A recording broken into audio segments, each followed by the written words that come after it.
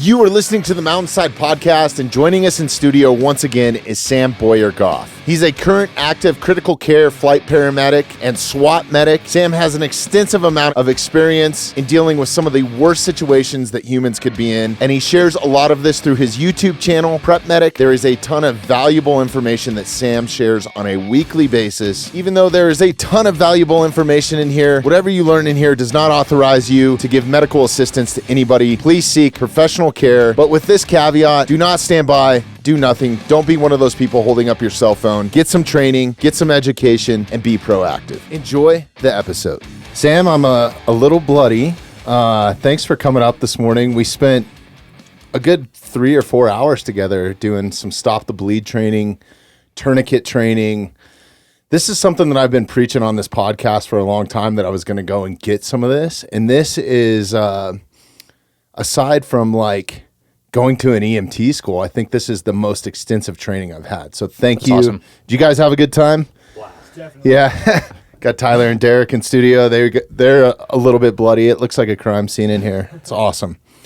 Yeah, thank you so much, man. I think, to catch the listeners up, this training involved an apparatus. What would you call it? A training? Yeah, a training dummy, a stop the bleed mannequin, a big pound of flesh with blood in it, essentially. That has, is it TrueClot? Is that the company that provides? TrueClot makes it. They made it for the DoD to simulate like real life clotting factors and all of that. So the blood clots, you can really get in there and pack the wound like you would on a real person, as similar to a real person as you can get without, slaughtering a pig or something like that. Yeah, no, and it's definitely, I do a lot of backcountry stuff. A lot of big game is when I deal with blood, and it's very similar to that. It's crazy. I had no idea. Having that and just the way that my heart rate elevated and everything once we started getting into it and adding blood to the situation. Yeah. And that narrow focus that you get felt not real, but very close to it, Yeah, and I think you guys kind of experienced it. It's like you can have all the right gear, but if you haven't practiced it, if you haven't seen something in the real life, if you're not trained in it, it means next to nothing without the right stuff. Yeah, no, 100%. And to catch people up on your background, if they haven't listened to, you've been on the podcast before, episode 126, one of my favorites. So much valuable information in that. We went 3 hours on, and it did a deep dive really on your background. But to catch people up, you're a SWAT medicine or SWAT paramedic. Yeah. SWAT paramedic, flight paramedic, have worked in EMS for how many years now? I've been in EMS almost 12 years now. Wow. Yeah, but I've been doing flights for about 5, and then the SWAT medicine thing for a little bit longer than that. Okay. So yeah, you've had a ton of experience in some of the worst situations that you can be in. If you're in a helicopter, it's probably a pretty bad situation, right? Most of the time, yeah. Okay. And then is this something that you teach on a regular basis to other EMS, or? I do classes. Like I don't have like a website where you can sign up for a class or anything like that. Like I'll come help out family and friends, do like, infant CPR classes for friends that are having a baby, or, stop the bleed for friends that I know and stuff. But majority of it, I do it online. So, I run the YouTube channel Prep Medic, and we'll throw up, I've got a couple stop the bleed videos on there, a lot of stuff on like gear carrying for both professionals and civilians, and what you can do to really make a difference. Now, like that's online education. It's great, but it doesn't mean as much as like an in-person training. So what I'd say to people, like, you can't hire me, but there's a ton of fire departments that'll do it for free. There's a lot of HA instructors out there that'll do it for, a pretty small amount. And then of course there's like bigger companies that'll charge you more, but the experience gets a little bit more realistic. So there's a lot of options if somebody wants to get trained in stop the bleed. Absolutely. I encourage anybody to go and do it. Your YouTube channel, I just want to say right off the bat, is incredible. Thank you. There's a reason why you have 500,000 subscribers. It's valuable information. I've learned a ton just from watching your YouTube and the few videos that I have. But then to take it a step further, to have you here in our studio give us some actual training, I feel so much more confident in myself now being out there. Like I carry a tourniquet with me. It's always in my vehicle. It's always in my hunting kit. But to have the knowledge of actually how to use it, I think is so important. Like you can have all the tools, right? Let's say you concealed carry, but if you don't ever go shoot, like good luck trying to be accurate with a gun, right? So it's kind of the same way in medical field or applying these things in a stop the bleed situation or a real life scenario. Yeah, people underestimate the amount of negative effects adrenaline has on you in these situations. Like, you know, you're losing sensory input. Like you're not hearing things like you should be. You're not smelling things like you should be. You're not seeing things like you should be. And your world gets really small really, really quickly. And in situations where you can go to a flat range and, you know, shoot at a target all day long, but if you're not actually practicing scenarios or draws from whatever holster you're using, like when you're confronted with that life and death situation, it goes bad really quickly. And the same can be said for medicine, you know, over self-defense is like, you know, you can have a basic understanding of it. You can watch a YouTube video and that might be a great video, but if you haven't practiced it, you haven't gone through and developed some muscle memory in that technique, like when you're confronted with your buddy that just fell on a broadhead and severed their femoral artery, there's a high potential for messing things up or not being effective in that scenario, which is why like that in-person training is just so important. And it's not one and done. Like you feel really confident right now, and that'll last about 2 weeks. And then things will start to fall off. And in a year from now, like it's about time to get a refresher on it and kind of relearn where things are going. So, you know, it's one of those things that's kind of a lifelong commitment to learning it and keeping that knowledge fresh.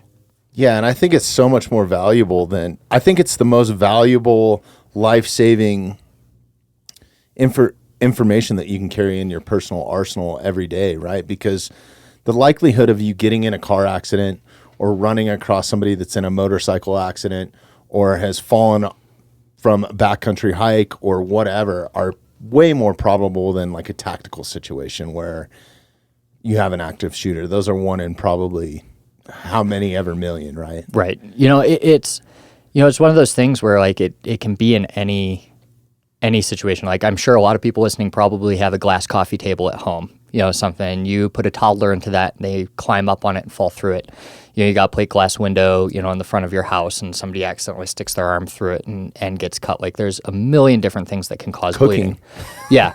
And like active shooters and these violent situations kind of have brought Stop the Bleed to the forefront. That's why it was, you know, created by the DoD. But like it's applicable to so many other situations, not just, you know, gunshot wounds and violent situations. There are tons of accidents that can happen on a daily basis. And we're really focusing on preventable causes of death. So it might not be the most common injury you see, but it's going to be, you know, that cardiac arrest and your massive bleeding are the two big preventable causes of death that you can train, you know, anybody off the street to be able to intervene on and intervene quickly. So, you know, in the United States, it takes an average of about, you know, 10 minutes for an ambulance to get anywhere. Now, that's an average. So, like, you know, you're, you know, way out in rural America, you know, you're up here in Colorado in the mountains, like that extends, especially if you've got like a volunteer ambulance there that they have to come into the station, then drive to you. And the reality is if you're in cardiac arrest or you're bleeding massively from your femoral artery, it takes about 3 minutes to lose consciousness from blood loss from your femoral artery, maybe quicker. So fast. And there's no, like, you know, you could be across the street, you know, from the fire station with an ambulance fully staffed there, and they still have to get up, get in the ambulance, get to you, walk up the stairs, and chances are that's probably more than 3 minutes, and that's where like a bystander can make a huge difference for people. And having the right equipment, right? Just a little bit of gauze or your T-shirt, but more importantly, a tourniquet too, you know, I think. What do you think are some of the best practices for your everyday civilian that wants to be proactive in a situation like this? Is it to carry a tourniquet on you? Because, I mean, that gets uncomfortable, right? Like, my philosophy is kind of have them stashed in several different spots. And after this training, I think I need a couple more, right, to stash. Like we should have one in studio. I have one in my vehicle, which is pretty much everywhere I go. Yeah. And then if I'm backpacking at all, kind of a mobile one. Yeah. But aside from that, I don't really... You know, it's kind of a good, better, best. You know, anytime you're talking about everyday carry and what you should have on you, like the best thing you could do is walk around in full armor with a rifle and a full medic kit on your back, right? But nobody's ever going to do that. Yeah. So inherently, we're going to compromise for what we need to do. And, far be it from me or anybody to tell somebody, what they need to carry for their lifestyle. That's a decision everybody can make. And, somebody can make the decision not to be prepared, and that's okay. Like, you can do that. So what I'd say is, like, at a baseline, if you do nothing else, you don't have to carry anything special on you. If you have the training and you know how to improvise effectively, throwing on a belt isn't effective improvisation for these situations. So knowing what you can do with nothing, and in this case, it's a T-shirt for bleeding control. It's a T-shirt and hands-only CPR. So if you're wearing a T-shirt that's close-knit fabric, like anything we're wearing here, you can take that shirt off and you can pack pretty much any wound in a junctional space or the arm, which is where we have a lot of preventable bleeding sites. And if you are fit enough to do CPR, you can just do hands-only CPR on something, completely forget about mouth-to-mouth, and you're still going to make a big impact on them. So like that for me is the baseline, is get CPR, get Stop the Bleed trained, and understand what you can do with what you have on you. Because it's more than you'd think. Now, you can take the philosophy I kind of have, because I'm a nerd. This is my specialty. I like being prepared, and I conceal carry, and I also keep most of the time like an IFAK somewhere on my body, whether that's an ankle kit, an in the waistband kit, or just throwing a thing of gauze in my back pocket. Those all can be used to like more effectively treat a patient with massive bleeding and intervene on violent scenarios. And then, then you have the philosophy of, like you said, if like, hey, we're going to stash this stuff everywhere I am regularly, and you're playing the odds, maybe, you go to the grocery store, you're way back in the frozen aisle and your car's, 2 parking lots over and something happens. Point. Like, sure, it could happen, but like you're still playing the numbers, right? Like chances are it's not going to happen right then. Chances are. And if we're talking about a matter of minutes, that's what these things are really used for, right? So like, it's a compromise there. So you can definitely, like, I stash things. I've got stuff in my car. I've got stuff, at work, obviously, and things where I am regularly. But there are times where I don't have it. And I'm not saying anybody needs it all the time, but the more times you have it, the more chance you're going to have it when it's truly needed. Absolutely. I guess kind of to break it down, from what we just learned in the training, it was a lot of information that we crammed into one spot. But where do you want to start? Tourniquets, or because I think that's kind of where the training started, right? Yeah. So like, I think it starts more of like kind of a holistic approach to bleeding. And when you have massive bleeding, like the first step there is just to, what is massive bleeding? Because for an untrained eye, there's, wow, it looks like it's bleeding a lot, and there's, wow, it's actually bleeding a lot. And what we're talking about here is like, hey, we've got a ton of blood soaking through clothing. We've got bright red spurting blood. We've got pooling of blood under the patient. We've got like saturations of blood. This isn't a scalp lac that's, bleeding a lot across the face. That's not a high volume. Usually they won't die from that. This is that they're going to die in 5 to 10 minutes if we don't intervene quickly. And it's hard to talk about it and really convince somebody what you're talking about. But like you saw today in the training, the difference between kind of talking about it and when you actually saw that trainer fill with blood and you started packing, like like when you see it, it's there. Like, if you don't see it and you're kind of unsure, but like when you see life-threatening bleeding, it's like, yeah, that's life-threatening bleeding. So kind of recognizing that, but then also understanding that if you're unsure, just treat it. Like if you're unsure, like I'd rather you err on the side of over-treating that patient and stopping that blood loss than not. So once we have recognition, we have to know like what's the emergency response capabilities in my area. Like I want to call 911 as quickly as I can to get somebody there because I've got other stuff to do. Like we're going to be treating that patient, but I want paramedics in an ambulance en route to me. I want a helicopter en route to me. I want... What was it? It was ABC, right? Yeah. I mean, that's pretty easy to remember. Exactly. Yeah. So with that, like... We've identified massive bleeding, and now we have to understand how bleeding stops. It stops with pressure or lack of blood volume. They say in EMS, all bleeding stops eventually. So that patient will stop bleeding, whether it's from your intervention or the fact they have no more blood in their body and are now effectively dead. So with that, pressure is going to stop that bleeding. And we can do that pressure in 3 different ways. So if it's a superficial wound, like on your lower arm or something where you've got a lot of surface level arteries, just taking pressure, like your hand will work. A thing of gauze will work. And just holding that as tight as you can, that pressure is going to be great. Now you have pressure from wound packing, so you have this cavitated wound, usually at like a junctional site, base of the neck, armpits, groin, but it could also be a meaty part of your thigh if you don't have a commercial tourniquet. And then that's just taking that gauze, and instead of just putting it over top of that, now you're packing it into the wound because you've got this big cavity that can fill up with a lot of blood and you're not actually applying pressure. So in that case, I want to apply pressure directly to the artery by shoving it into the wound as much as I possibly can. Which I'm totally shocked by. I mean, we've all seen the ballistic gel videos and stuff, but like how much gauze we actually used to pack a gunshot wound. Like it was feet of gauze. Feet of gauze, like probably 6 feet into that one trainer, right? Yep, exactly. That is wild. And we used every bit of it to actually stop the bleeding. Yeah, and that's like true to form. So if you don't have gauze on you, like that's taking off your T-shirt and just shoving it into the wound, and you're going to shove a large percentage of that T-shirt into the wound, especially if it's a bullet wound with cavitation. And then the third part of pressure is going to be a tourniquet. And that's tourniqueting, that's applying pressure to the artery above the wound. And that's basically sealing off the artery before it gets to the bleeding site. Now, tourniquets have gone in and out of favor in medicine. We're really in favor of them right now, especially with, modern surgical interventions and pharmacologic interventions. You can have a tourniquet on for, 6+ hours before the patient is actually going to lose their limb. So gone are the days of the teaching of if you apply a tourniquet, they're losing the limb. They really don't. I think that's still out there, man. That's what I was told. Like, don't apply a tourniquet unless, you're confident that it's saving their life because they are going to lose their limb, but that's the contrary. Exactly. So like, it's not to say, it should just be taken lightly, like, oh, I can throw a tourniquet on anybody and it's totally fine. Tourniquets hurt. It will cause nerve damage after a relatively short amount of time, but it's usually, it's something that you can go to PT for and get better, over the course of a couple months. And if that's the difference between them maybe dying from blood loss and maybe having to go to PT for 3 months, the choice is pretty obvious, right?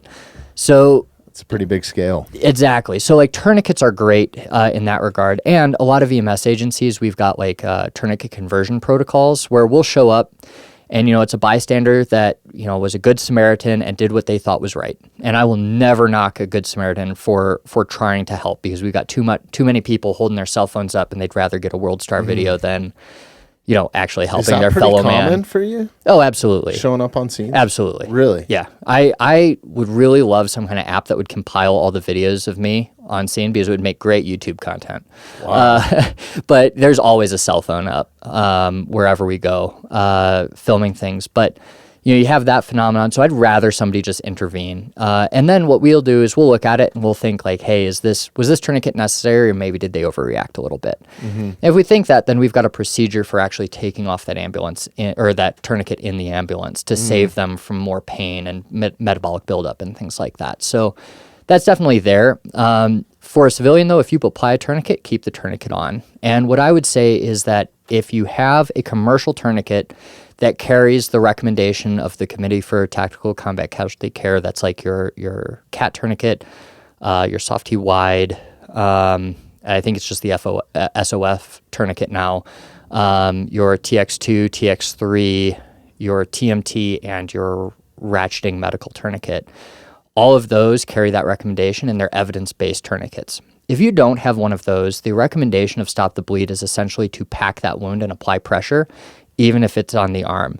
What we know about makeshift tourniquets, unless you're very well trained in them, they're not very effective. So, a lot of them weren't effective at the Boston bombing. People were trying to put their belts on. I've never seen a belt actually work as a tourniquet. There's no mechanical advantage there. So belts really don't work. I will remove that the second we get to scene and put something else on them. So what I recommend is going to wound packing if you don't have one of those commercial options available to you. Yeah, I guess I learned a lot about tourniquets today, and one of the things that was surprising to me was the construction of it because it wasn't what I thought it was, right? So it's 1.5 inch wide strap that goes around that's solid Velcro, so you can go as tight or as big as you need to with that. Yep. And then inside of it is another piece of webbing that's almost like a stretching or like kind of it's like a neoprene. Yeah, it's type. Like it's basically like a well, you're a climber. What's the straps you guys use? You hang on. either paracord or it's The Webbing? Webbing, yeah. It's like it's a weight-bearing webbing essentially on the inside, and that's attached to the end of it. Now that's just But the cat that tourniquet. runs all the way through it, right? Yeah, that runs all the way through, and that's actually what pulls tension down on the limb. Right. Yeah, no, it's really cool to actually, I have a couple tourniquets, but I've never had to use one or implement it, and I've never really tried to put it on myself, and that was one thing that you guys had us do today. Yeah. Was, hey, put this on. Yeah. And it hurts. It does. It's not comfortable, but it's not like the end of the world. And then applying it to some of the other guys in here, like Travis and stuff. So Yeah. or Tyler, I'm sorry. But yeah, that is, I think just taking the time to actually know how to use it, right? Because if you don't have it, or, even you critiquing me, the first time I put it on Tyler, I didn't put it on tight enough, the initial pull, right? Yeah. Which is the most important thing. Yep. And that's basically him living or dying in a bleeding out situation, right? Yeah, it definitely, is a huge factor of these little things that can completely derail your efforts in those situations. So just knowing those nuances, knowing what the key points are, and understanding how it fails, I think is important, because you get in that situation like you're going to do things wrong. And if you can't look back at like your tourniquet application and be like, why is this still bleeding? And understanding like, oh, I didn't do the initial tightening enough, or I didn't turn the windlass enough. Understanding how to diagnose those problems is huge, which is where that hands-on practice comes in. But the trouble is that tourniquets are technically one-time use. If you use a tourniquet for training, the official recommendation is you don't use that tourniquet in real life anymore. Okay. So like in my professional setting, if we use a tourniquet, we throw it out. Or even if we practice it, we'll throw it out afterwards while it goes into a training stock. But with that, tourniquets are running, as of recording this video, $30 to $40 for one. And, Quick Clock Gauze is running, upwards of $60. And honestly, with inflation and the conflict overseas and, companies for better or worse capitalizing on the demand for their product, we're going to see those prices increase. So what that means to, a layperson is that it's really hard to justify spending $40 and then getting that tourniquet and practicing with it. Right, because it's a one-time use. Exactly. So that's kind of why it's nice to go to a class, because they'll generally have a training stock for you to go through and use, so you can use your equipment without actually using your equipment. Now, I refuse to accept any liability for this whatsoever, but chances are if you used a tourniquet... Yeah, if you didn't listen to the very beginning of this, there is a disclaimer. So, right. Take this with a grain of salt, but if you practice the tourniquet once, it's probably going to be okay to use again. If you use it multiple times, you're taking somebody's life in your hands every time you do it, because that's degrading those materials time after time, and they're only really guaranteed to work the first time. Not the second, third, fourth, fifth, etc. So, is there an expiration date on them? Because I'm sure if it's sitting on a shelf for 20 plus years, right? But tourniquets. The thing is tourniquets. If you're using a recommended tourniquet, you can't tell me in the same sentence that plastic is forever plastic and will be here, long after the sun goes supernova, and tell me that it expires in the same breath. So you're probably fine. I think they do put expirations on tourniquets, but as long as you're not exposing it to extreme heat or UV light specifically, will degrade those tourniquets. If it's stored in a so cool, the one in dry my truck place, should probably be replaced. Probably every couple years, probably replace it. But if you're storing them well and they're still in the plastic, you're probably okay past that expiration date. Okay. Once again, I don't do that. I replace my stuff when it expires, and that's not an official recommendation. But when money's tight, it's hard to justify buying this stuff time and time again when you've never used it. That makes so much sense, yeah. I think, to have one and be applying it and then have it fail would be the worst case scenario, right? You have the training, you have the tool, and have it fail. Yep. So keep those updated. One thing that I want to bring up I feel is super important that you clued me onto last time that I had no idea. Everybody shops on Amazon and Walmart and all these, places that will deliver right to your door. Yep. Unfortunately, that's saturated the market with some tourniquets that are not cat grade. Is that? Yeah, they're not. They're basically counterfeits. So they're massive. What do you call it? Infringements on these companies. They're copying them.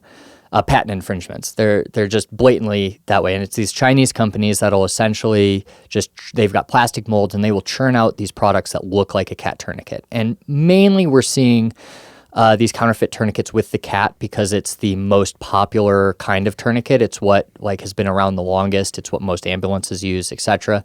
And they'll churn these products out that really have no certifications. It's horrible fabric. The stitching's bad, and what you'll get is it'll look legit. You'll put it on, you'll start turning that windlass, and either the windlass, which is the stick that tightens the tourniquets, will snap and not allow you to tighten anymore, or the buckles that connect the nylon will snap. And either way, it will be totally ineffective. So if you want to be a little thrifty, you can buy those tourniquets as training tourniquets because they'll run you between $5 and $15 max. But if you ever see a cat tourniquet being sold for less than, if you're less than $30, I'd say, it's probably a counterfeit. Like these things don't really go on sale all that much. North American Rescue doesn't really put them up on a sale, and most companies don't sell them at that because it would be a loss instantly.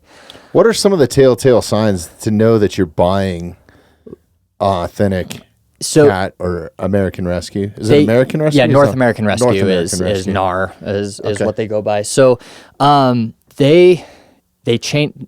China gets better at copying them every year. So the telltale signs 5 years ago are different than they are today. So first thing you want to look at, like that red tip at the tip of it. There should be a red tip right there. At the end of the webbing? At the end of the webbing. Okay. Some cheaper counterfeits won't have that. You want to turn over the plastic portion, and there should be a big patent thing. It should say cat in really big letters, and then there will be a bunch of gibberish under that. That's in, English, not Chinese. So there should be a bunch of stuff under that. The windlass will look strikingly different. If you look at like a Gen 7 cat image, the windlass can look a little bit different. The windlass will be plastic, not metal. Now, is North American Rescue, I know that they're a U.S.-based company, but are the tourniquets actually manufactured and built? Should it have like a made in the USA? Yeah, I think they'll say that. So North American Rescue, they sell things to the public to be nice, to have a product that people can buy, but they're primarily focused on military contracts. Oh, really? Okay. So they supply a lot of the DoD with their stuff. So for that, they need to be very compliant, which essentially means that their stuff has to be made in the U.S. I think there might be an exception for allied countries, but the military can't buy things from China for mass distribution. I don't know if that changes with small unit stuff, but for berry compliance and to sell to the DoD, it needs to be manufactured here. Yeah, no, that's a great point. I guess going back to some of the training that we did, one thing that I noticed, and is maybe just when I was applying to Tyler, I wasn't pulling the strap tight enough. And it's like the gentle giant in me, right? Like I've always been a big guy. I've always, playing football or whatever, I had to be told to go hard. So you want to be aggressive with this, right? This is not a... You saying you're gentle is kind of disingenuous with your hands covered in blood right now, I'd like to say. Dude, I washed them too. It wouldn't come off, but I did it twice. So, yeah. So with that, the way tourniquets work is you tighten that first band, and then what you're doing with that windlass when you're tightening it, or that ratchet strap if it's one of the ratcheting tourniquets, is you're taking up any slack and you're contracting it further with mechanical advantage. So if that first tightening isn't done, then that second, when you're going to tighten it, you're taking up the slack that's there. So you're really not doing anything, and you have to pull so much slack before that windlass starts turning. And what you have is if you have to turn that windlass 5, 6, 7 times, you're increasing the chance of that nylon breaking eventually, and you can have failures there or just never get occlusion by turning it. So having that first tightening is super important. And it's way tighter than you would think. Yeah, it's literally if you can, as hard as you possibly can with that first tightening is the safest way to do it. And it's not pretty. It hurts. It hurts a lot more when you start turning that windlass, but this is not a nice medical intervention. Sure. Yeah, this is a life or death situation, basically, right? If you're applying a tourniquet. Yeah. How do you pick location? I think this is super important. I learned a lot today. Where to put it, where not to put it, how it should be positioned, how you should apply it so you have more leverage. Right. The first time I applied it to Tyler's leg, I was on the inside of the leg with the pull strap. Yeah. which to get any sort of leverage, then the Velcro started fighting against me. So I couldn't get it tight. Right. There's a lot of different things. I think, like, first and foremost, we'll talk about location on the tourniquet as related to the wound. So the teaching used to be like high and tight on all extremities. You'd go as high as you could, you'd tighten it down, and you'd just cut off blood supply to the entire extremity. What they found is, like, your artery gets smaller and lower pressure the farther down your arm it gets. So in theory, the farther down on your arm the tourniquet is applied, the more effective it's going to be with a lesser amount of force applied. There's somebody has been through Combat Lifesaver and they're like rolling their eyes, be like, that's not what I was taught. The military definitely teaches things differently periodically, and it's kind of instructor dependent in that realm. And things do change in the tactical environment, but generally speaking, we want to be 2 to 3 inches above the wound.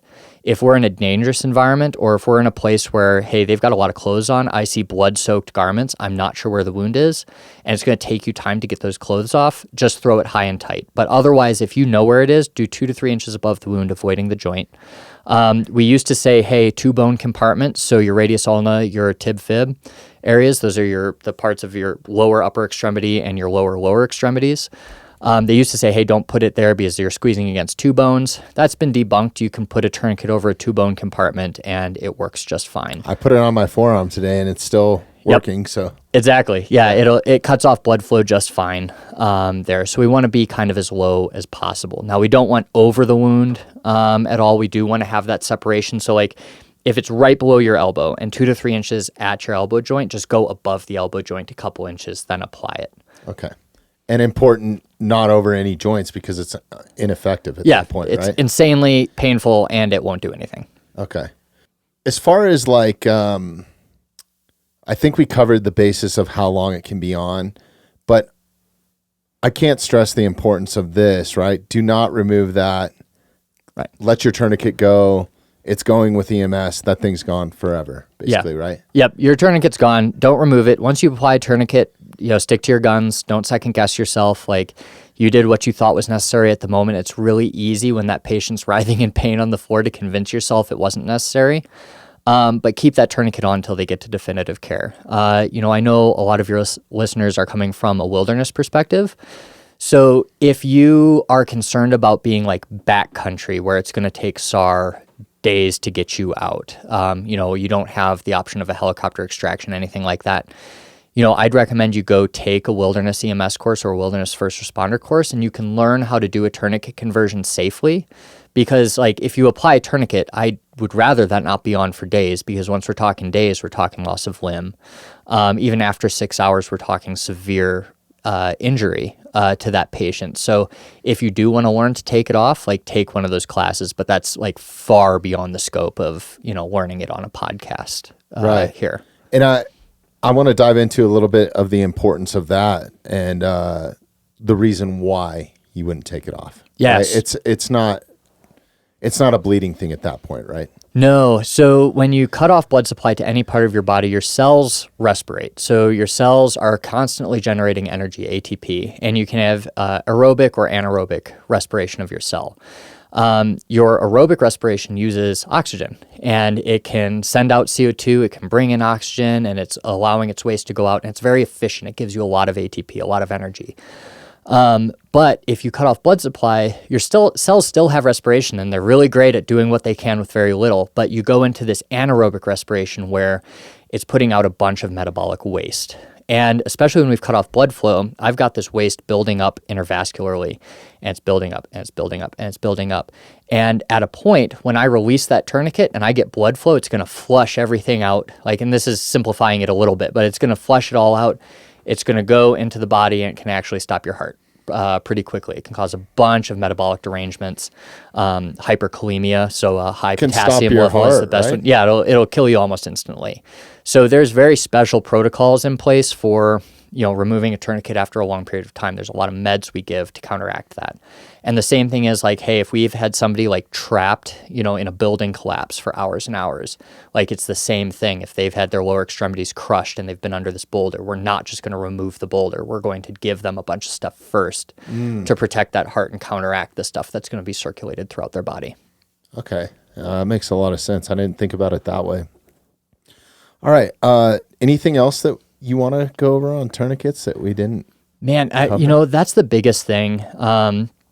It's just kind of understanding that while I wouldn't say take it lightly, like the seriousness of tourniquets isn't quite there. Like you're not getting your arm cut off just because you did a tourniquet.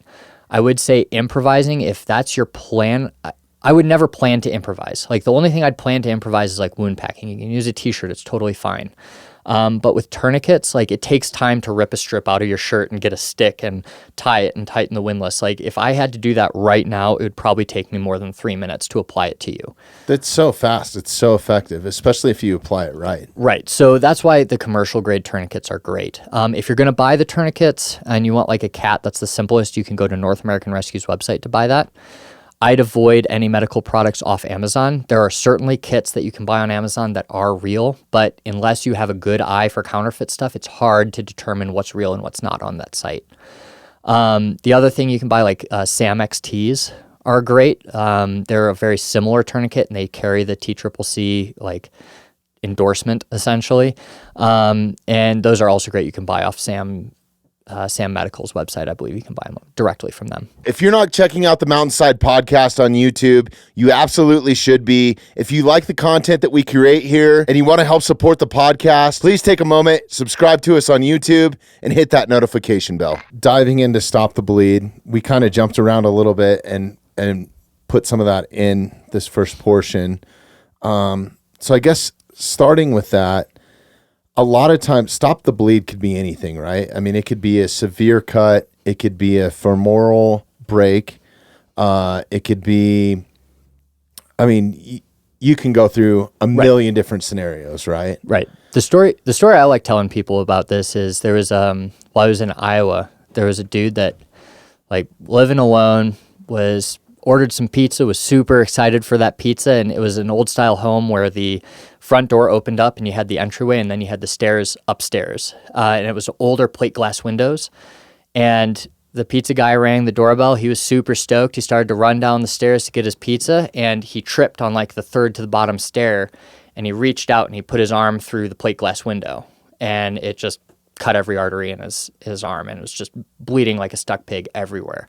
And the pizza delivery guy, like, bless his heart, I think he took his ball cap off and was like just pressed that as hard as he could against his arm and stopped that bleeding in enough time for us to get there in an ambulance. So like, this isn't, getting shot on the street. This is something that could happen to anybody. Right. Like, it's comical now, a little comical now, but it definitely wasn't at the moment for him, and that just having the forethought to like apply pressure there was huge for him. For your everyday carry, I carry packing gauze. Mm-hmm. It's pretty inexpensive. I know you can go on the higher spectrum and get the quick gauze. We went through a bunch of that.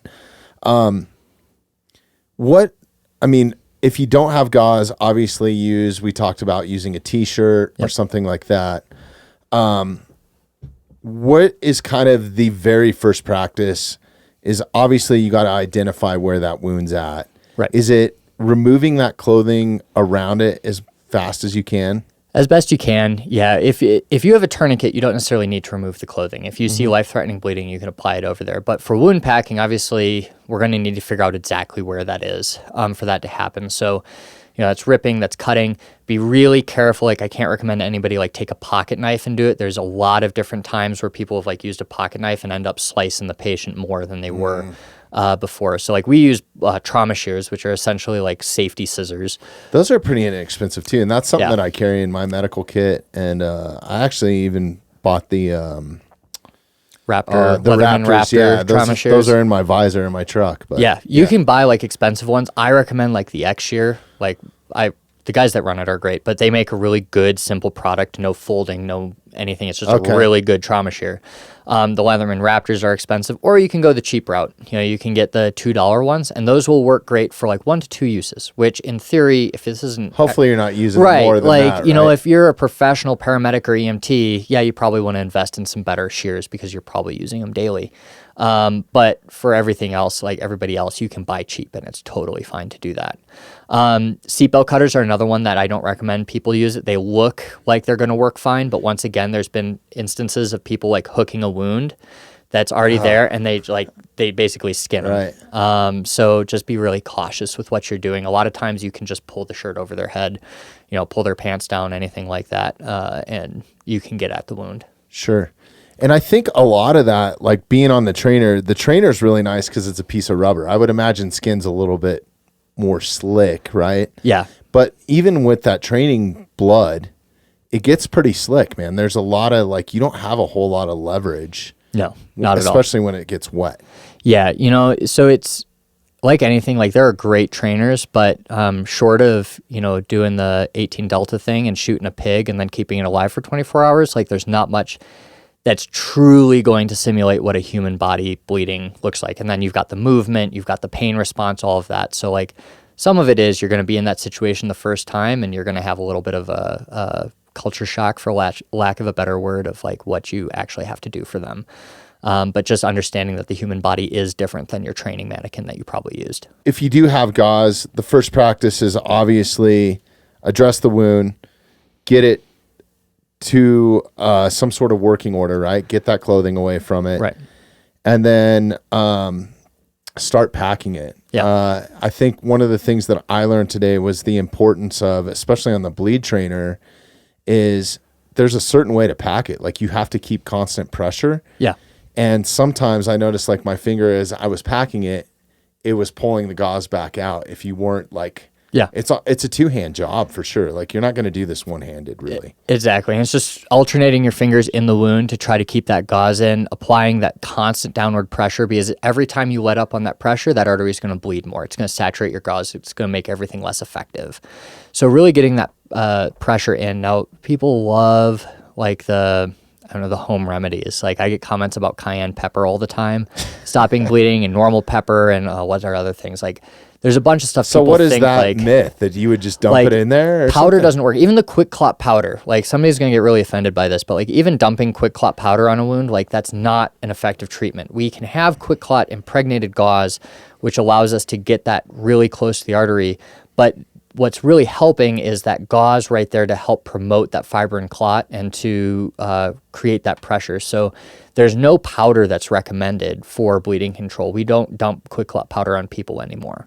And then the same obviously goes for, cayenne pepper and home remedies and stuff like that. We don't use it. That might, who knows? That might work fine for, your small cut. People say super glue. Yeah, super glue's, once again, I'm not endorsing it because there are risks, but if you cut your hand in the wood shop a little bit, you can use super glue to suture it shut a lot of times. And people have done that for years with good success, but that's not massive bleeding. That's a cut. And that's a big difference when we're talking about an arterial wound and I've got a boo-boo on my hand. I think the other thing that I learned today that was super important was that initial wipe, right? Because if you just go into we're talking about probably a softball size or maybe a baseball size cavity, right? That you're stuffing gauze into. Yeah. So if you just go straight in there with gauze, it's just going to soak up that initial ball that you have going. So that 2-finger swipe to kind of stop or slow the bleeding was super important. Mainly just get that blood out of the way to get your gauze close to the wound, especially with a quick clot gauze or a Chitosan gauze or something like that, like Celox. You want to get that agent as close to the artery as possible. And you're basically activating the agent too early and essentially washing it off the gauze before you get to that wound if you're just pushing it into a puddle of blood. Now, if you forget that step and you just pack it, that's fine. You're still providing pressure. It's not, I wouldn't just restart your whole process if you forgot to do a finger sweep, but really kind of coming in, just doing a quick finger sweep to get that pooling of blood away and then packing the gauze into it is standard practice. As far as Good Samaritan, this is another thing that I wanted to go over. This is at the beginning of the training, we watched kind of a slideshow or a keynote presentation. This is all covered under Good Samaritan, right? So tourniquets, stop the bleed, is all Good Samaritan, right? You're not going to get sued.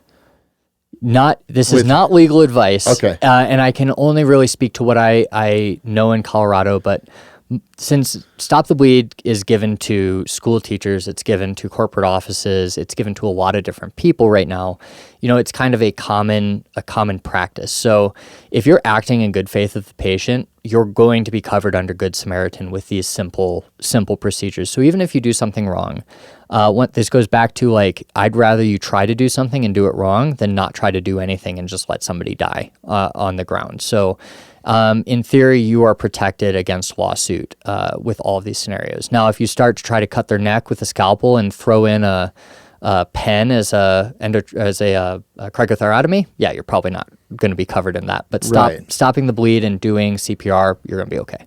Okay. And these are probably, in your opinion, are these the two most common things that would help somebody save a life? CPR. The key is preventable causes of death. Okay. So there's a lot, when somebody gets shot, chances are your main mass is your body and your head. You're shot in the head. There are survivable instances of that, but chances are it's lights out. There's nothing that you as a layperson are going to do to save their life. So we like to focus on preventable causes of death, which doesn't mean they're the most common modalities of injury you're going to see, but they're the things you can make the biggest impact on before EMS arrives.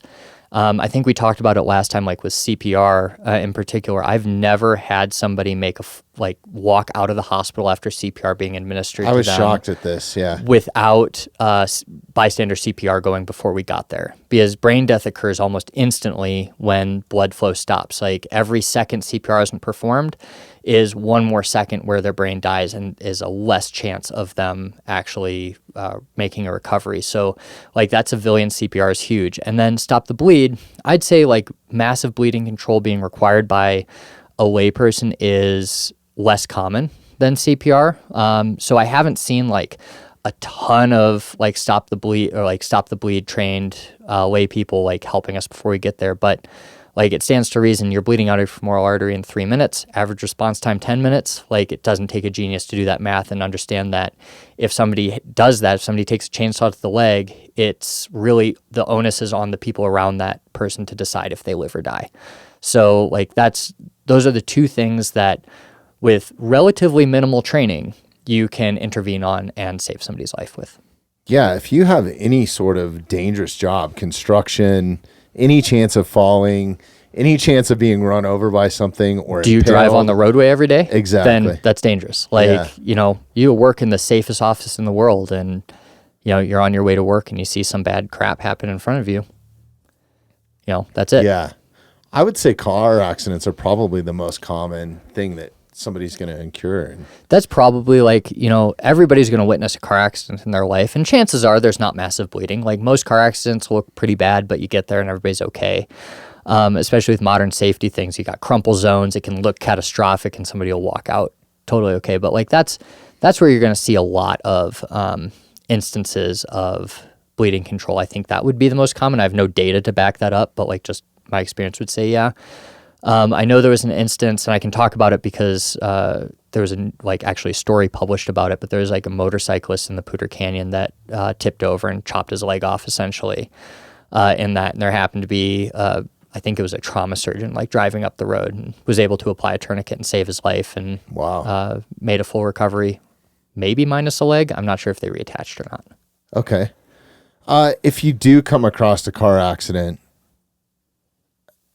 what is the common practice? Or, every situation is probably different, but would you want to remove that person from the car and then start administering care? What's kind of the standard, I guess? It's just, there's so many factors that go into it. One of my pet peeves is somebody getting a minor accident and there's this myth that you can't move your cars once you've been in an accident because there's going to be an investigation, especially Denver Metro. That's what I thought. Those cops are so overstressed. You get in an accident in Denver Metro, they probably won't even send an officer to you if your cars are drivable and you can get them off the road. They're going to be yeah, are you good? Did you exchange information? Cool. You guys have a good day. We're not sending anybody to you. So if it's a minor car accident, there's no injuries, you got it. Don't just stop on I-25. Pull your cars off the road. That's a huge safety hazard right there, right? Huge safety hazard, right? So you didn't move them. Now, I don't really know the state laws when it comes to injury accidents and stuff. And if your car's not drivable, it's not drivable. So if you're coming up on an accident and there's cars in the road, like, you want to protect yourself. You know, it comes to scene safety. I don't want to, you know, just park my car on the side while their cars are exposed and now put my back to oncoming traffic, because somebody's not going to see you and they're going to smack into the back of you and kill you. No, so you're just a liability. You're just a liability. You're just one more injury on scene. So, you know, it depends on the situation, you know, whether you want to use your car as a safety block for their car, you know, if you can move their cars off to the side without, you know, anything, like trying to get out of traffic and just protecting yourself are huge. And then if nothing else, just being aware of what's happening, not turning your back to traffic is huge. For patients in the car, the common practice would be, like, if somebody's injured at all in the car, you know, and you're just not sure, like, keeping them in there and just instructing them not to move around too much is standard practice. But if the car's on fire, if it's smoking, you know, all of that, you can, if they need to get out of the car, like, if it's unsafe in the car, there's traffic whizzing by you and they can, like, walk out of there, like, it's not necessarily going to be the wrong thing to get them out of the car and walk them to the side of the road. You know, we used to be really, really cautious with spinal injuries, you know, the backboard and all of that stuff, and strap them down. And really, we still do that to an extent. Like, we'll still do spinal immobilization. If somebody's got, like, tenderness on the back of their neck, or they can't feel their feet or their arms, like, yeah, you want to be really cautious. But most of the time, like, we aren't really backboarding people anymore. We put a seat collar on them. We say, hey, don't move too much. And then we'll stand them and we'll pivot them on the cot, and we'll just kind of put seatbelts on them and they're okay. We're not really tightening people down to the boards all that much. So, like, those were kind of worked up for a long time, but the reality is most spinal injuries, when they happened, and secondary injury from movement is relatively uncommon. So, not saying there's no risk, but it's been overstated over the years on what can happen if you move a patient. Okay. If you're going to administer, like, stop the bleed or a tourniquet, at that point, it's all about timing and where you can be the most effective, right? And those life threats trump everything. You got somebody in the car that's in cardiac arrest, like, I don't care what kind of spinal injury they have. Like, don't excessively move them if you can help it, but pull them out of the car, get them somewhere safe, and do CPR. You know, if they have a massive bleed and you can't get to it because they're in the car, get them out of the car. Like, you know, those life threats are always going to trump spinal precautions. Diving into kids, man, it's so important. This is the main reason why I'm so adamant about having some of these tools and training and that sort of thing. When it comes to kids and tourniquets, right? There's a little bit of bad information out there. There's actually a product that's sold for kids, right? Yeah. Well, it's sold for everybody, but they like to market it like kids. So, kids. The cat tourniquet will fit most school-age children. It goes down surprisingly small. It goes very small, and I can't quote the actual diameter. It'll maybe be small, 3 inches? Smaller than that. Really? Yeah, and I don't want to misquote the study, but there was a study that came out that was like, hey, like, it was something like 90% of kids that are in grade school will have a cat tourniquet be effective on them. So you can use a tourniquet on a lot of small children. Now, if they get smaller than a cat tourniquet or smaller than these tourniquets can go down to, the nice thing about kids is they've got lower blood pressures. They've got higher heart rates, lower blood pressures. So it's easier to stop bleeding in children. They're also, like, their arteries and veins are more pliable. You know, they haven't had a lifetime of McDonald's and bad choices that are making things worse. So they're just easier to stop bleeding with. So if they're too small for a tourniquet, if you take a pressure dressing or just apply firm pressure, or you wrap it really tight, like, really firm pressure, wrapping it tight will stop the bleeding as effectively as a tourniquet. So, you know, with these small kids, you don't need to carry, like, the product we're talking about is the Rat's tourniquet. Huge, not fan of it. There's been a lot of stuff with the Rat's tourniquet, but essentially, like, that's a rubber band that goes around. People are like, well, it's great for kids. You don't really need a tourniquet for kids that small that won't fit other approved options. Okay. Or recommended options. Sure. Stop the bleed on kids. Same practice, right? Same practice. Like, just stop the bleeding as Fill fast the as void you with the can. wound packing, stop the bleeding, you know, apply pressure. You know, a tourniquet, if it fits, a tourniquet can be used on a kid just fine. Okay. And as far as stop the bleed, this is extremities, right? So lower extremities, junctional points, but anywhere in the chest or the abdomen, like, you're not you're hindering stuff more than you're probably helping, right? Exactly. Like you've got a lot of huge like arteries and veins running in your chest cavity as well as your abdomen. So you got like your descending or ascending vena cava. You've got your major vessels, and those all like run next to your spinal cord essentially. And there's just nothing we can do in the pre-hospital environment. Your abdominal cavity is a huge amount of space. Also, you got like all your solid organs are hypervascular because that's what they're meant for. So, you get a liver lack, like that's life-threatening. You have anything in your abdomen gets punctured, like you've got a lot of issues, and bleeding's just one of them. But there's not much we can do in the abdomen. We can cover it, make it look pretty, keep the patient as warm as possible. Like even on a hot day, getting like warm clothes, putting it over them because their body loses the ability to regulate heat, and that actually breaks down clotting. So even if it's 95 degrees out, we want to warm patients that have massive trauma. But that's really kind of what you're going to do. You're going to clear their airway. You're going to keep them warm. You're going to wait for an ambulance or a helicopter to show up. Seek medical attention as fast as you can, right? Okay. When it comes to chest wounds, bleeding-wise, not a whole lot we can do. If it's bleeding into your thoracic space, like they're going to bleed into their thoracic space. And there's a lot of volume in your lungs it can take up to cause massive bleeding. It can kill them. Now, if you have a sucking chest wound where the air is going in and out of the wound and it's making it hard for them to actually get air into their alveoli, into their lungs themselves, you can do a chest seal over that. And that's like a bigger topic that's not covered in Stop the Bleed. Data's so on their use. Is that still covered under Good Samaritan as well, or? I don't want to speak. I think so, but I'm not sure. So you maybe want to look that up, Derek. See. Those things. See what you can find. There might not be any case law on it either. Like, who knows if that's, right. if people have done it and actually been sued for that to come up in court. Seems like you really have to know what you're doing at that point too Yeah, right? like there are complicated. complications. There are complications to it. I wouldn't say it's like this super scary procedure, but like you can cause a tension pneumo by doing it. So you want to be able to recognize a tension pneumothorax and stuff like that. But as far as the importance, I'd know the bleeding control and the CPR over how to apply a chest seal. Honestly. Okay. And basically, what that is it's a giant sticker. One is vented and one is not. Right? It's a 2-part thing. A lot of times, both of them will be vented. Like the North American Rescue ones will come, both are vented. But like I know like Halo, I think will send you one that's vented, one that's not. And you've got an entrance and exit. So you put one on this one, and if the bullet came out the back, you'll put another one on the other one. Now, as far as training goes for teachers, you brought something up a minute ago. I didn't know that teachers were required to have a Stop the Bleed. Not all, but okay. Most. I'd say any responsible school district will teach their teachers Stop the Bleed, because that's what we're seeing. Is like there was a huge push. I want to say 10 to 15 years ago to get AEDs everywhere. So now you see them at grocery stores. You see them in every office building. Everybody has an AED somewhere, which is freaking awesome. Now the push is Stop the Bleed kits with AEDs. So a lot of times, like airports, you'll see them. Okay. Yeah, you'll see like the AED in the wall, and then you'll see like North American Rescue Stop the Bleed, and there will be bleeding control modules at a lot of these places. Yeah, so if you're in an airport, look for them. That's I think where they're most commonly found, like that the public would see them. But like HP. So say you're at a public space like a gym or something, and somebody goes down cardiac or somebody gets shot, right. Maybe not at the gym, but probable at an airport, right? It happened at LAX a couple years ago. Like, would you go seek out that kit?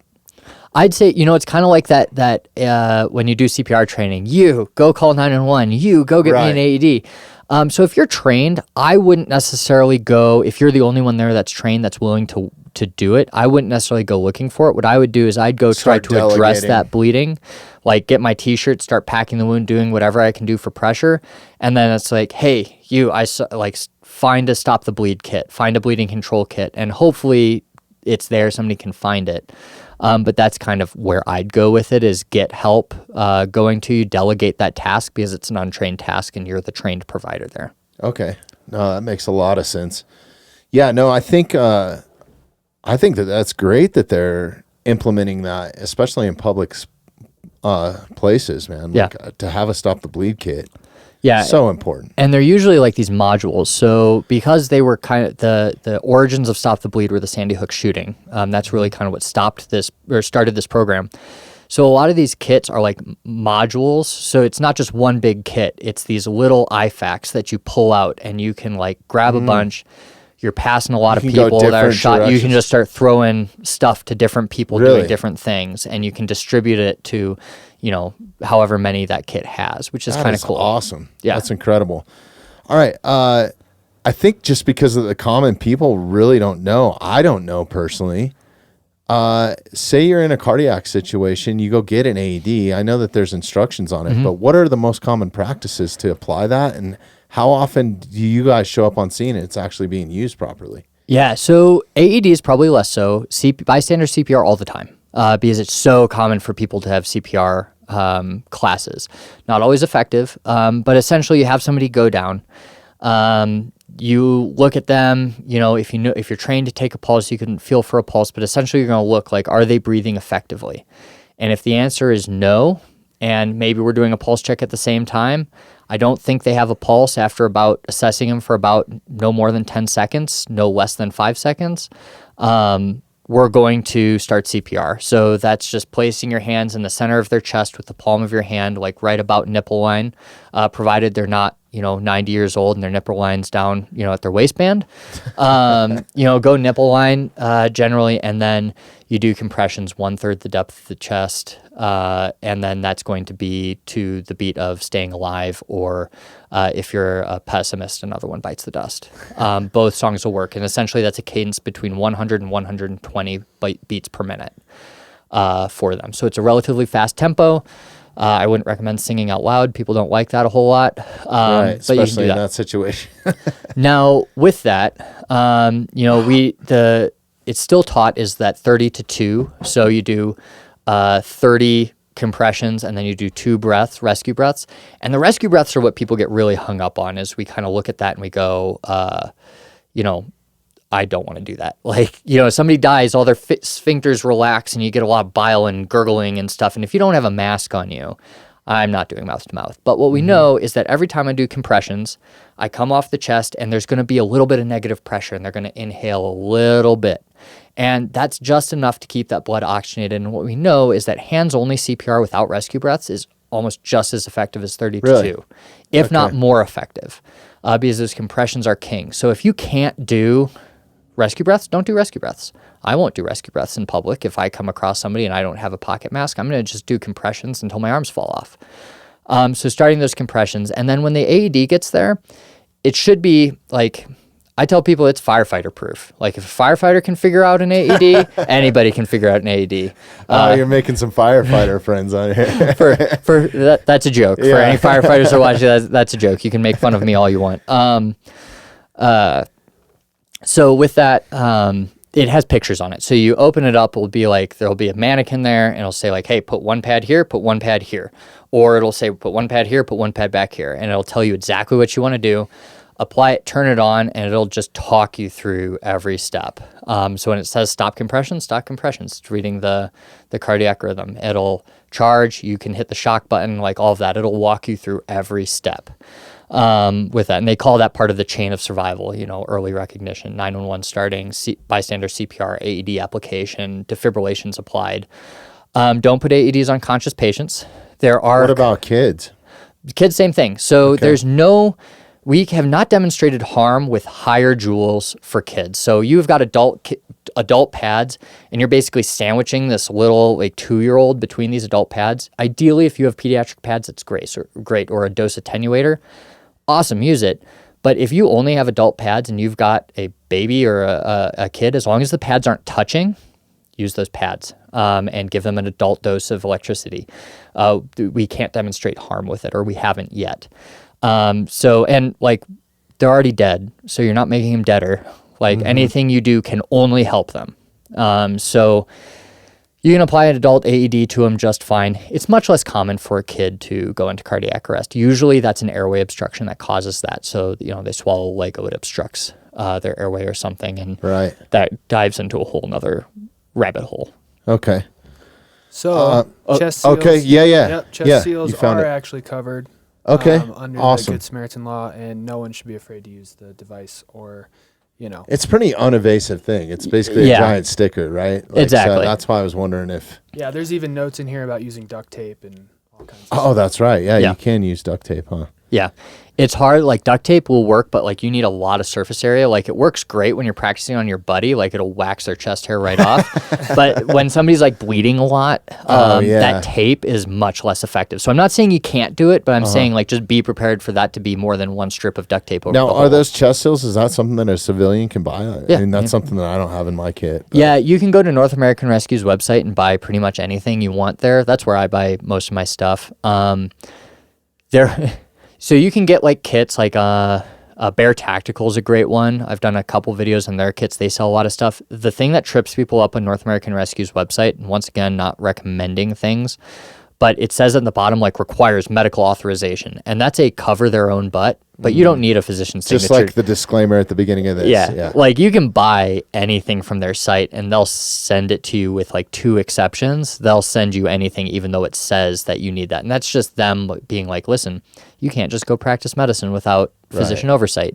So just because it says that disclaimer doesn't mean you can't get it. Just like understand the laws in your state and that you can't necessarily just do anything you want. Okay. Yeah, that's a good caveat. Do you have any through Paramedic? Do you have a website or anything? Do you sell your own kits or? Yeah, every time I come on, somebody asks me that, I kick myself because I think there's an opportunity there. I don't.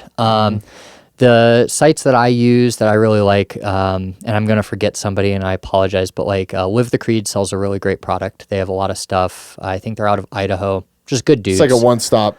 Everything yeah, they sell like kit. made kits, or they can do vacuum sealed kits. Bear Tactical or Bear Medical. Gosh, they're going to be so mad at me. We can look these up real quick too if we need to. They have some really good vacuum sealed kits, and their prices are pretty decent. You can get them like Skinny Medic is another medical YouTuber, and he's a paramedic out on the East Coast. He runs. Oh my God. He runs a medical site that I'm sure we can leave in the show notes or something. There, I'm just blanking on everything. That's all right. I'm sorry, Dietrich. Look up Bear Tactical real quick, or Bear Medicine, just so we can get these right, and then Skinny Medic after that. Medical Gear Outfitters. That's it. Okay. So Medical Gear Outfitters, he sells a lot of stuff out of his shop, and like what's kind of cool about him is he's just mom and pop. Like him and his wife run it. And they've got a couple employees.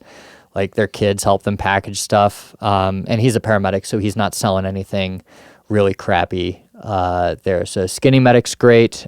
Refuge Medical sells a bunch of kits, and they're geared for civilians. They're like vacuum packed. It's nothing special. It's no nylon packaging that you pay a lot for. Because a lot of people don't need a Molly nylon case, which they're charging $60 for most of the time.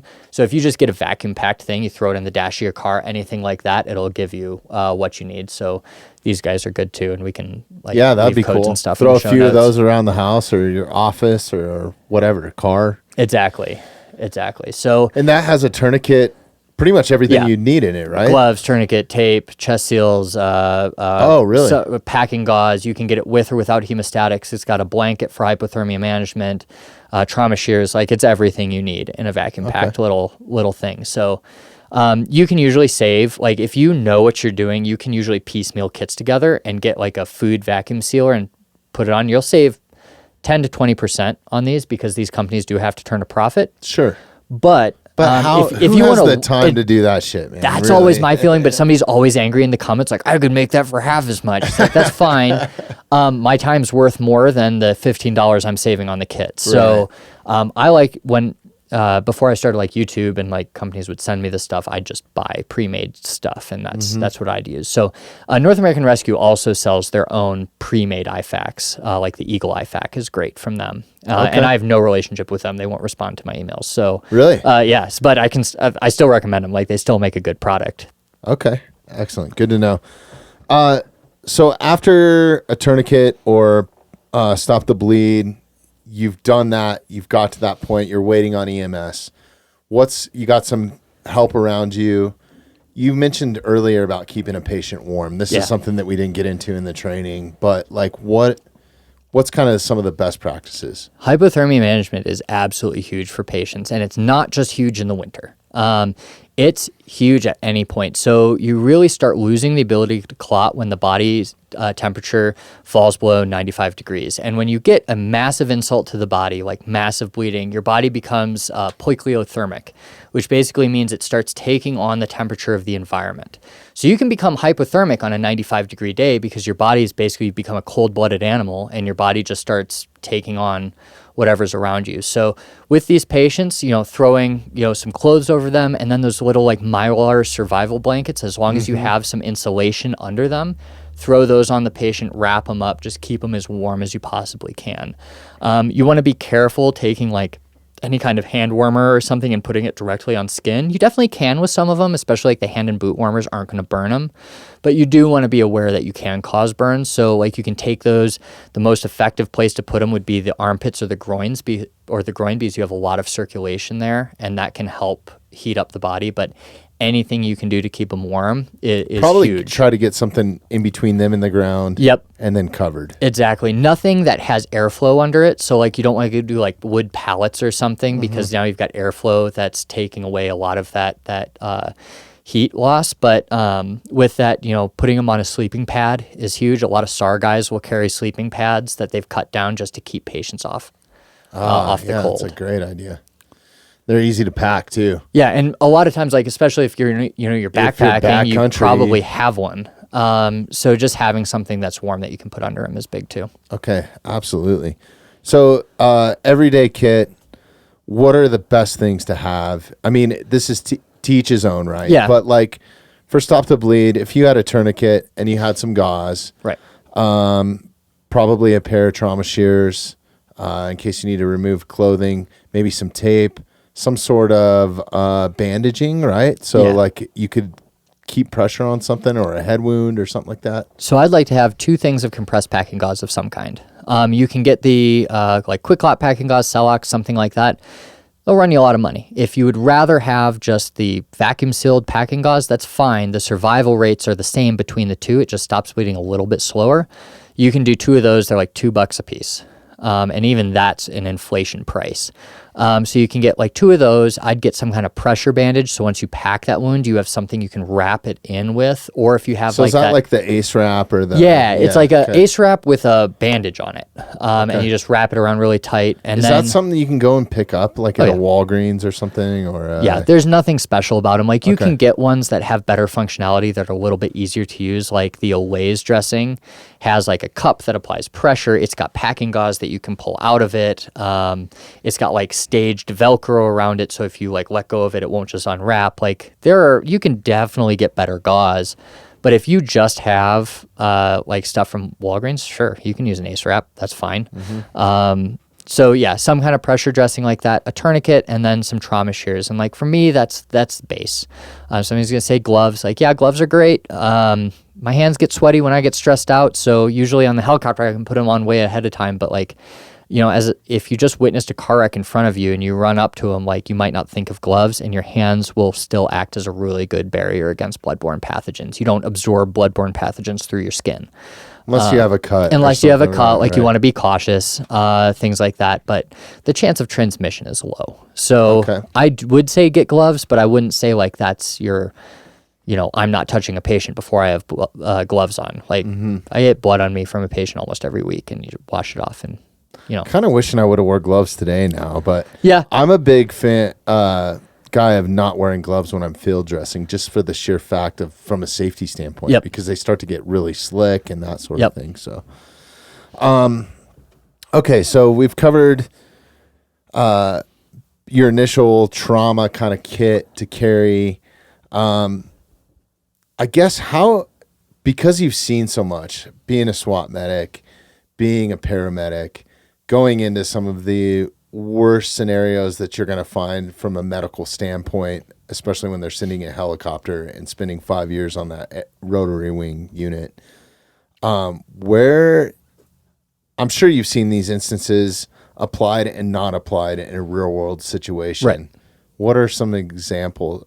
Can you share some examples with us? Or? Yeah, there's I have to be vague about things that just happen and stuff, but there's things that aren't really that recent that we can go through. Like, It's kind of a wide variety. I haven't seen a bunch of civilian application of Stop the Bleed beyond, that person putting their arm through a plate glass window. You have people like holding pressure.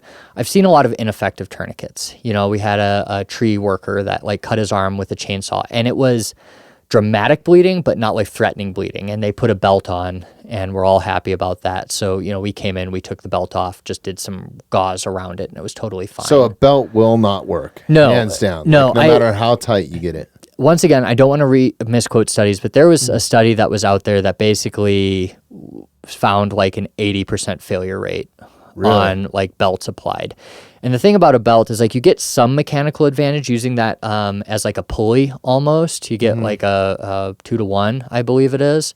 But like you don't get the pressure you need to really stop that bleeding. I'm surprised on a tourniquet how far you actually have to go. Exactly. And the second you let it go, that tourniquet's no longer effective. So don't do belts.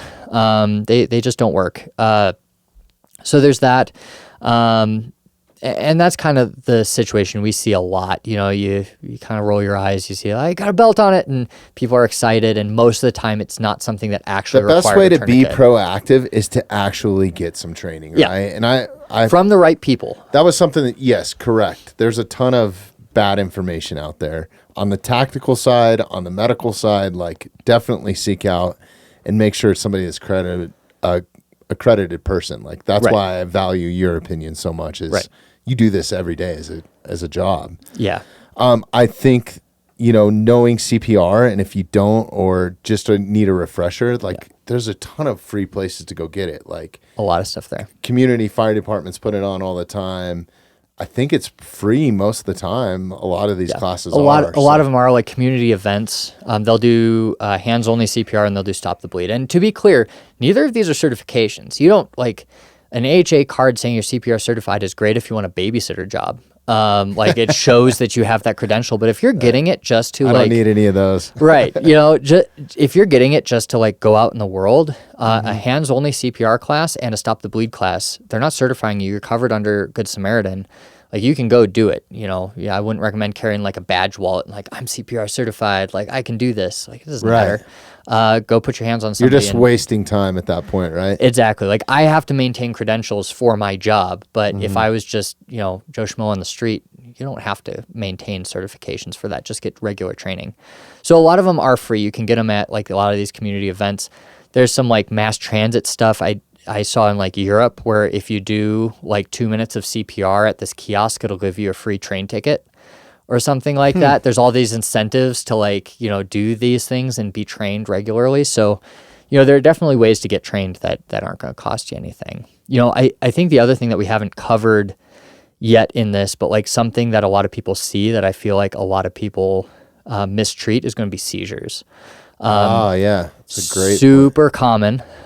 Seizures are probably one of the most common medical emergencies we're dispatched out to on an ambulance because they're dramatic and they definitely can be life-threatening, but most of the time they're not. So a seizure very rarely in and of itself is life-threatening. They can be, but usually what's more life-threatening is the potential cause for it. So if you see somebody having a seizure, they're oftentimes they can have an aura before it. It's almost like a migraine aura. A lot of people that are epileptic know one's coming and can kind of get themselves into position. Sometimes they don't.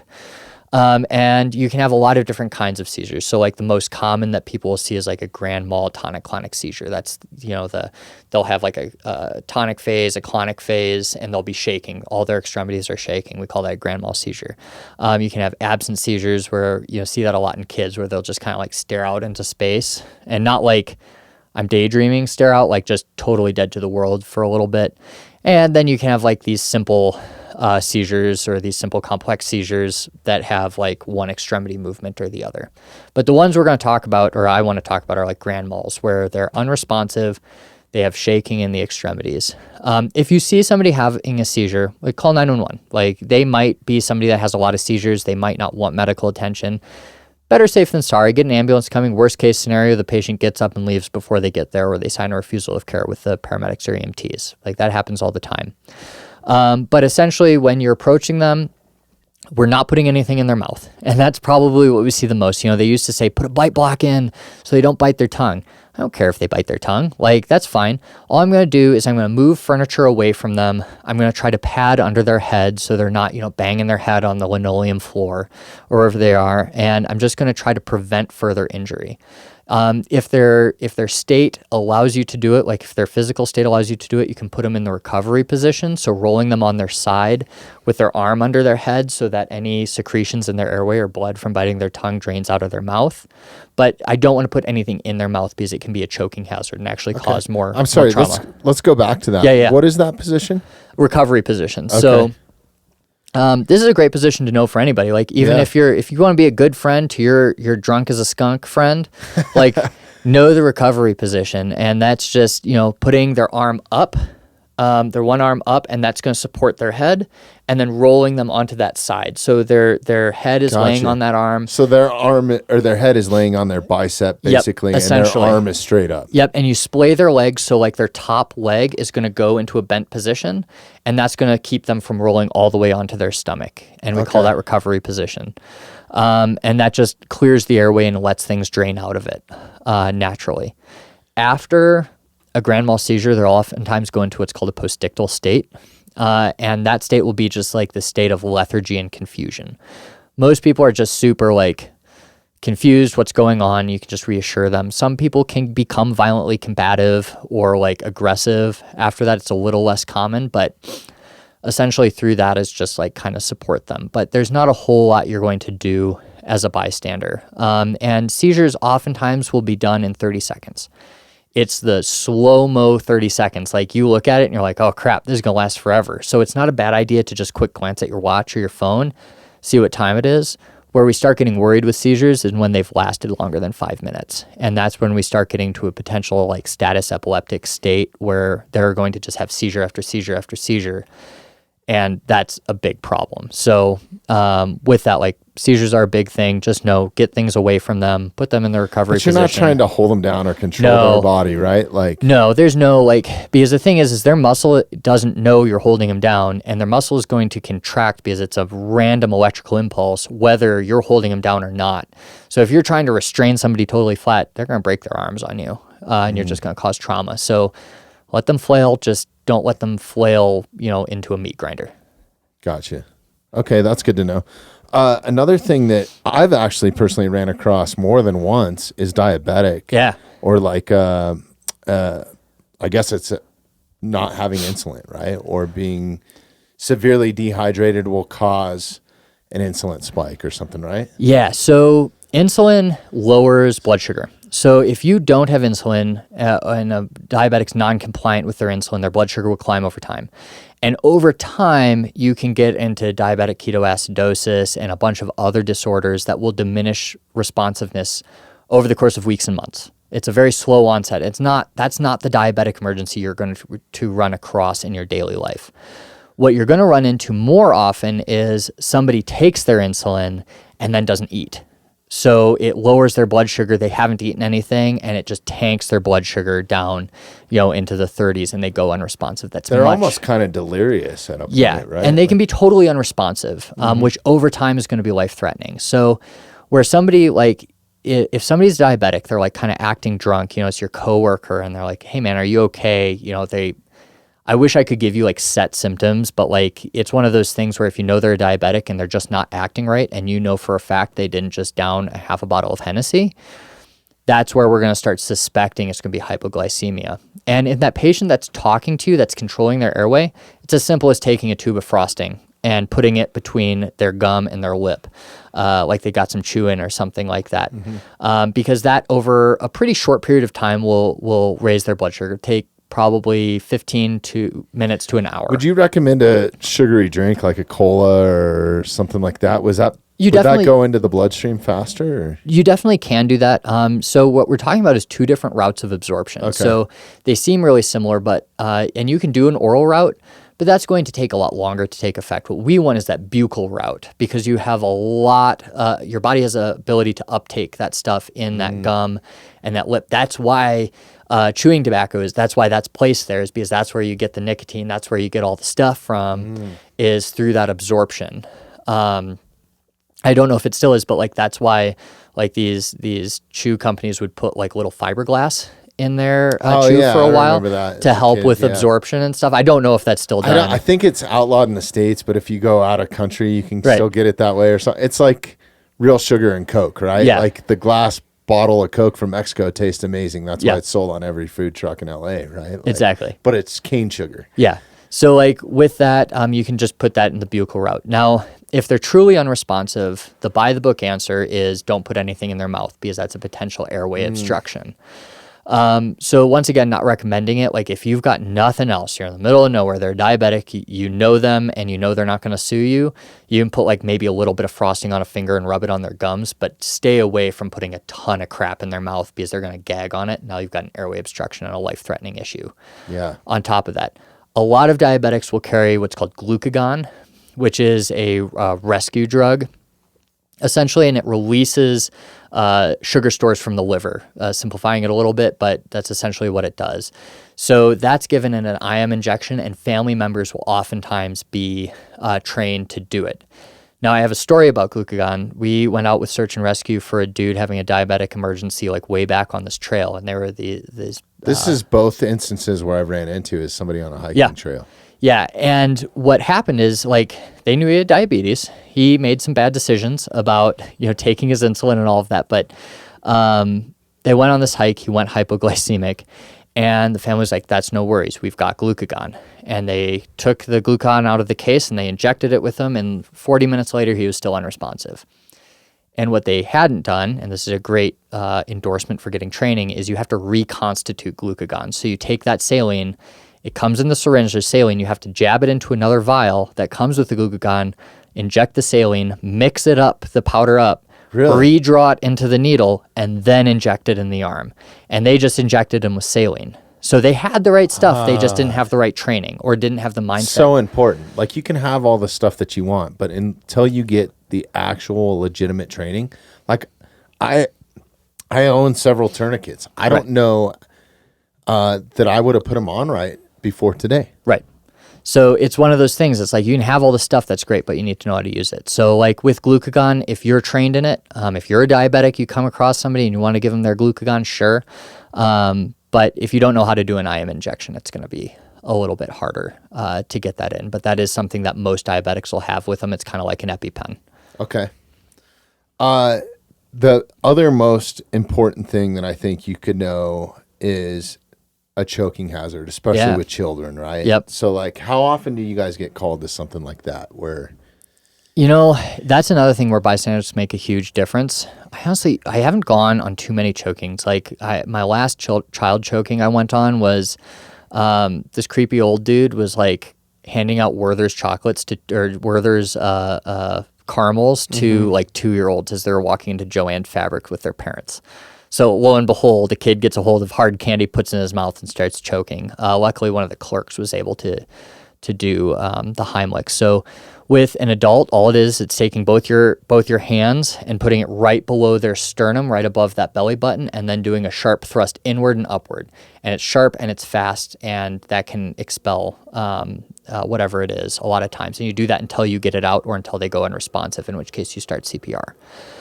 If you're by yourself, you're a lonely soul and you're choking on your own steak dinner at home and nobody's around you, what you can do is you can get to a corner of a table and essentially throw yourself on it. It's not pleasant. It's going to hurt like a son of a bitch, but you can do that and just go really fast in, almost like the Heimlich maneuver. I didn't even think about being by yourself. God, that would be miserable. And that can pop it out. Now, one important distinction is a lot of times people feel like they're choking, but they have a little bit of an airway. It's not totally obstructed. If they can breathe, if they can make any noise at all, they're not choking. Coach them to calm down, allow them to take like a slow, deep breath and try to cough it out, and don't intervene until that's a full airway obstruction. Okay. So that's kind of because one, your pressure's not I would gonna help. imagine there's be some color change in their face and it stuff can like be, that, and they right? say like in class, like this is the universal choking sign. Like everybody knows to do this. right. But like somebody's not making noise and they're pointing at their head and stuff, we can kind of infer that they're choking. Be like, hey, are you choking? Yeah. And you can go do it. So a couple nuances, like pregnant women, obviously don't push on their abdomen. That's a whole nother medical emergency you're going to cause. So go up there, you can reach around them and do it on the sternum instead, kind of like where you do CPR and do a chest thrust. And then infant, Aren't you supposed to turn them over? Yeah, so infants get a little bit more complicated, and I'd really recommend you take a class on it. But essentially, you're going to have the infant on their back, in your hands, cradling them, and you're going to do 5 compressions on the chest with your 2 fingers like you would on any infant. And then you're going to flip them over, and you're going to hold the head down, stabilize the legs, and you're going to slap them 5 times really hard on the back. And then you're going to flip them over, and you're going to do 5 compressions with your fingers, and just so on and so forth until you get that obstruction relieved. Okay. And in any case, if they go unresponsive, we start CPR, just like we would. So if an adult goes unresponsive after you've tried the Heimlich a couple times, you start CPR. When you go, if you're giving breaths, you can just kind of look in the mouth and say, hey, do I see a big thing of steak? And if you can see it and you can grab it, pull it out of their mouth. But never stick your finger down their throat to try to do what they call a blind finger sweep, because you could just push that into a place where it can't be fixed. Okay. Yeah, I would say that we've covered the most common things, right? Short of getting into some really heavy-duty medical stuff. Yeah. What, I guess, so going back to, I know I kind of diverged you off of that, but going back to like instances that you've encountered firsthand, let's say cardiac arrest. Yeah, so I think it's shocking what you told me the last time you were in. I think you mentioned it at the beginning of this, that like, unless somebody's intervened before medical attention's arrived or EMS has arrived, you've never seen anybody walk away from it. No. And it's like, in the same realm, I have my favorite cardiac arrest story. I mean, it's sad. The guy ended up passing away a couple days later, but so I'm not making light of that. I'm making light of the rest of the situation. But I was a brand new paramedic, and I was working first aid at the Hilton Coliseum in Madison, Wisconsin, which is where I got all my training done. It was the Zorshrine Circus was there. So if you're not familiar with Zorshrine, they're basically this big organization. They run a bunch of hospitals, and they donate a bunch of money to charity. But they put on this circus, and they have clowns and stuff, and it's like usually like relatively wealthy people that decide they like clowning as well, and they do this kind of on the weekend as fun. It's so odd, but man, like a lot of them are just salt of the earth people. So there was this dude who had to weigh like 300 pounds, and he had a cardiac arrest on the toilet there, like random medical cardiac arrest through a Elvis thrombus. Presley style, right? Right, yeah. Minus the heroin. Yes.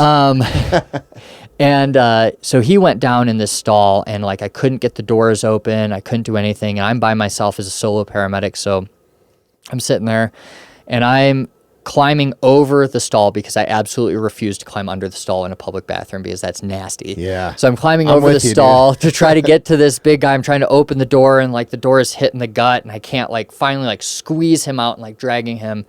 And like the staffer was there, and I was like, listen, I need help. Like I can't do CPR on my own for him for too long. So I start CPR, and woman goes out there and gets help, and in walk 4 clowns. And they're like, hey, we're EMTs. We can help. It's like, all right, big shoes and all. They're like, cool. So they start doing CPR with me, and the responding ambulance walks in, and I actually had to convince them to stay in the room with me and help me because they thought I was pranking them. Oh, because really? They walked in, they're like, no, shit. There's no fucking way. Like, no, there's all these clowns doing CPR. Absolutely not. But they were able to do CPR, get an AED. Like as a solo paramedic, even though I have all these advanced things to do, I was focusing on the basics. And that's really what people should do is don't try to be super advanced. Do good compressions, get an AED when you can, and get help coming. Like those are the things that save a life. All the IVs, IOs, epinephrine, like all of that stuff looks really cool and it makes us feel better, but the data to support it for making it to survival is so minimal. And it's really that they say BLS saves lives, basic life support saves lives. And really just mastering those are huge for people.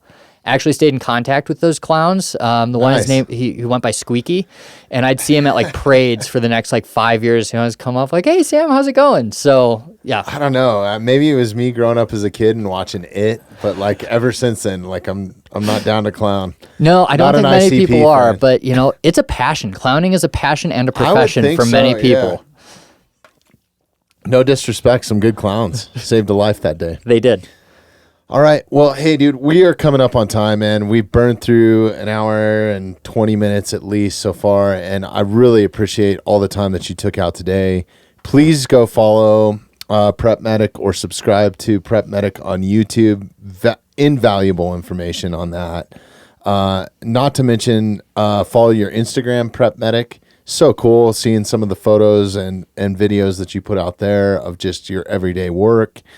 And then as far as if people wanted to get some sort of training like this, do you have any recommendations? Like, we have listeners all over the world, but primarily in the US. Is there any sort of website that is like a national?